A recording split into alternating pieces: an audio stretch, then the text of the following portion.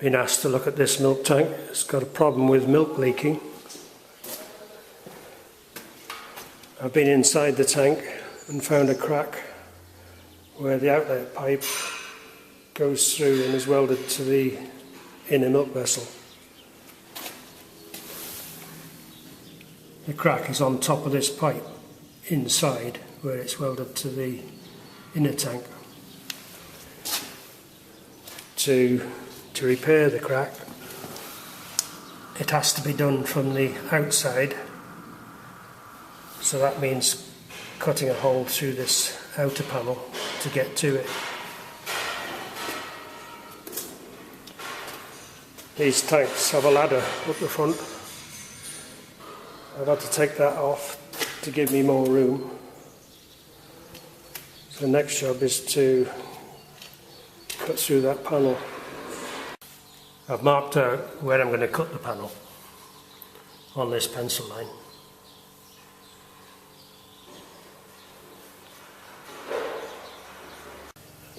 Right, I've got the panel cut out, and that's where the crack's going to be, where the end of the screwdriver is. I'll have to get that cleaned up, see whereabouts it is. This is all sour milk in here.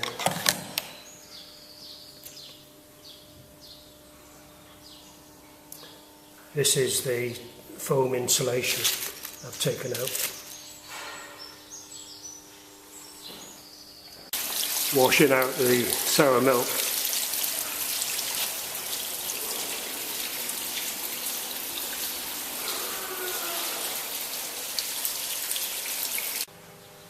Right, I've got that cleaned up. Before I can weld this, I've got to get rid of that oxidized penetration. When this tank was made, when they did the welding, some of the welding from the inside, the weld penetration has come through and oxidized, and you can't weld on top of that. So with this die grinder, I've got to clean that up first before I can weld it. I've ground most of that oxidized penetration off. There are some crevices there, but I can't get into those. I'll have to flood those out as I'm welding. And before I weld that, I shall be fitting a stainless steel panel inside with masking tape to create a pocket for purging argon into. I'll fit a bung in here and feed some argon gas in to purge the backside as I'm welding. Otherwise there'll be oxidized penetration on the inside, and that'll make it almost impossible to finish it off nicely on the inside. Inside the tank, this is the outlet. That's where the crack is, just over the top of that joint.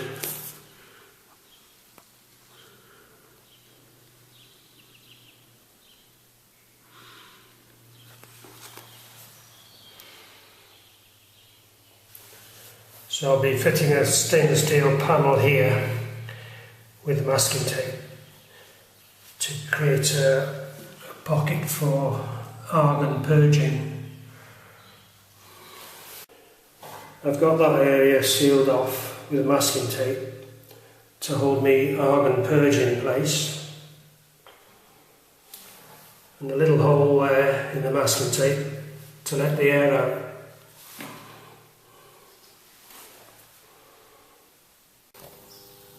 Purging the argon in.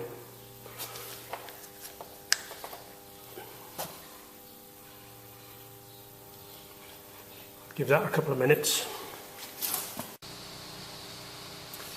Right, I've got that welded.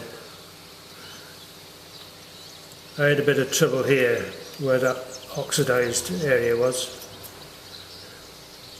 and there was one pit mark that was blowing back out at me, and they've obviously had trouble when they were building this tank, because I found they've got two pipes here. There's one pipe inside of the other for some reason. So this is actually a double thickness.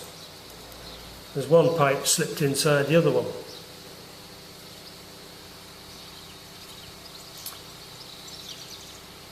I thought it was strange when I was trying to get that bung in, because normally that bung just slides in quite easily, but the inside diameter of that pipe is a lot smaller. I managed to get the weld penetration all the way through to the inside, just starting to polish that off. And while I'm working here, I can feel a step here where that pipe, that extra pipe they've slipped inside, this is where it finishes. So they welded the end of the other pipe around there. You can feel that step. And I can see why they've done it now. Underneath here, on the original pipe, there was a pinhole. And because they couldn't get to it, that's what they did. They shoved a pipe inside of the other one, welded it here and welded it on the outside.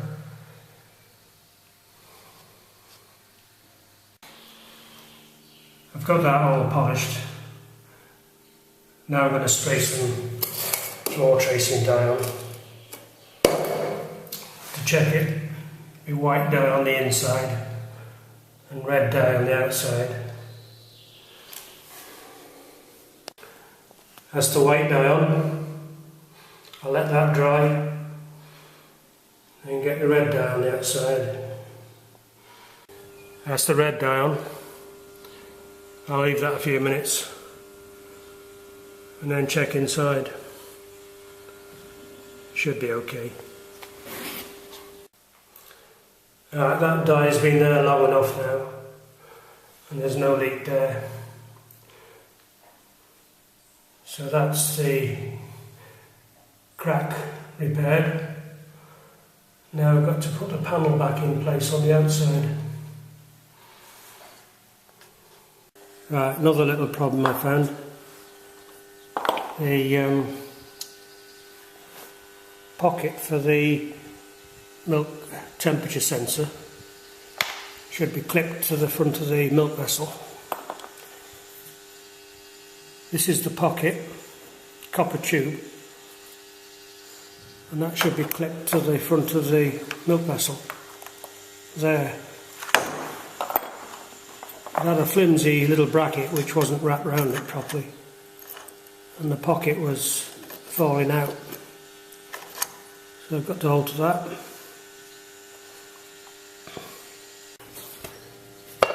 That's the pocket for the temperature sensor back in place. I've modified that bracket, got it bolted back on. I've also got some heatsink compound around it. So after I welded this panel back in, this temperature sensor goes up inside that pocket. But that'll be done after I've finished welding this. I've packed that with fiberglass insulation and got the panel tack welded back into position. Now I need to do a continuous weld all around the edge.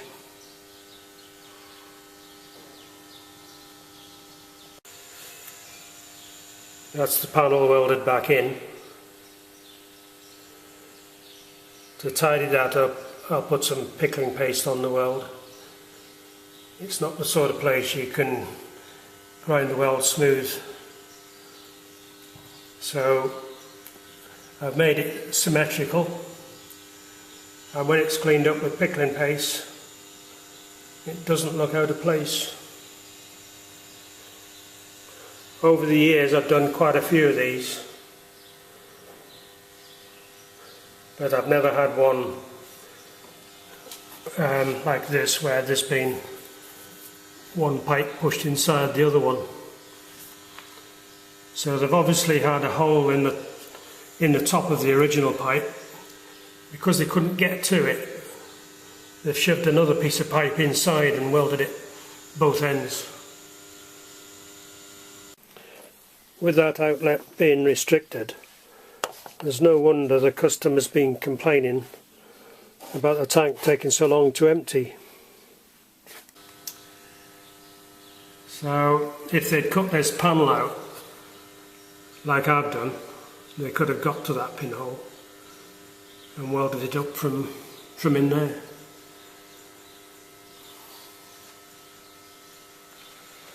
So now I've got to put the valve back on. It needs a new seal in here, and get the ladder back on. And when it's cooled down, I'll put this temperature sensor back in the pocket.